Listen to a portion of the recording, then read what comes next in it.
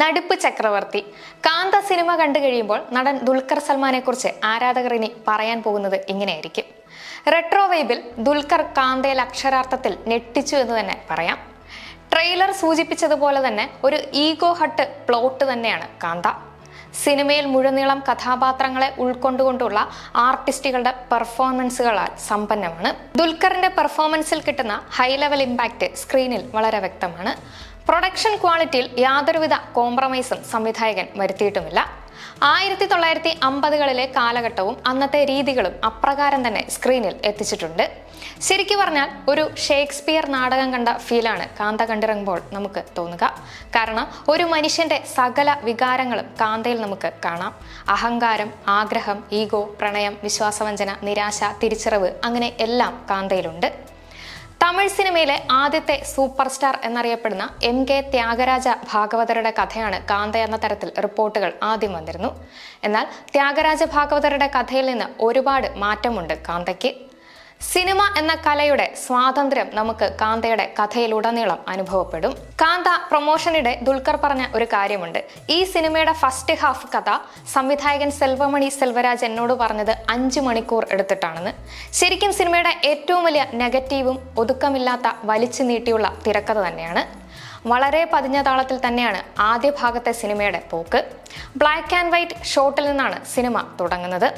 തിരക്കഥ കുറച്ചുകൂടി ചുരുക്കി ഒതുക്കിയിരുന്നെങ്കിൽ ഒരുപക്ഷെ കുറച്ചുകൂടി കാന്ത ആസ്വാദികരം ആയേനെ. വളരെ പെട്ടെന്നാണ് ഒരു പീരീഡ് ഡ്രാമയിൽ നിന്ന് ത്രില്ലർ മൂഡിലേക്ക് കാന്ത മാറുന്നത്. ആ ഒരു മാറ്റം ശരിക്കും ഒരു പുതുമ പ്രേക്ഷകന് സമ്മാനിക്കുന്നുമുണ്ട്. റാണ ദഗ്ബാട്ടിയുടെ കഥാപാത്രത്തിന്റെ വരവോടെയാണ് സിനിമയുടെ റേഞ്ച് തന്നെ മാറിമറിയുന്നത്.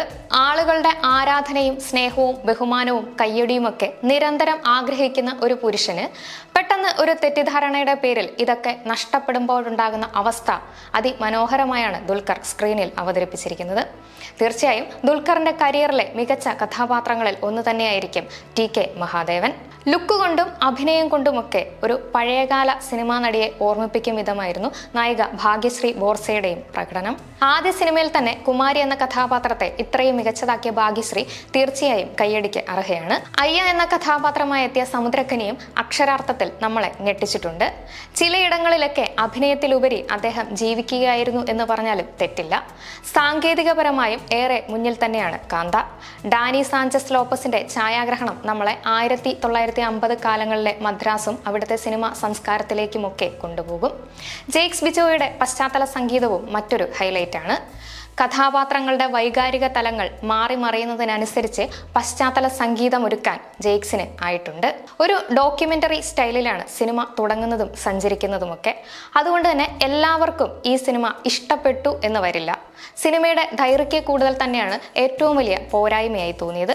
പിന്നെ ആദ്യം മുതൽ കഥാപാത്രങ്ങൾ ബിൽഡ് ചെയ്യുന്ന ഒരു ഇമോഷണൽ കണക്ഷൻ സിനിമ അവസാനിക്കുമ്പോൾ എവിടേക്കോ നമുക്ക് നഷ്ടപ്പെടുന്നുമുണ്ട്. അതിനാൽ അതിവൈകാരിക രംഗങ്ങളിൽ പോലും ആ ഇമോഷണൽ കണക്ഷൻ പിന്നീട് പ്രേക്ഷകന് തോന്നുന്നില്ല.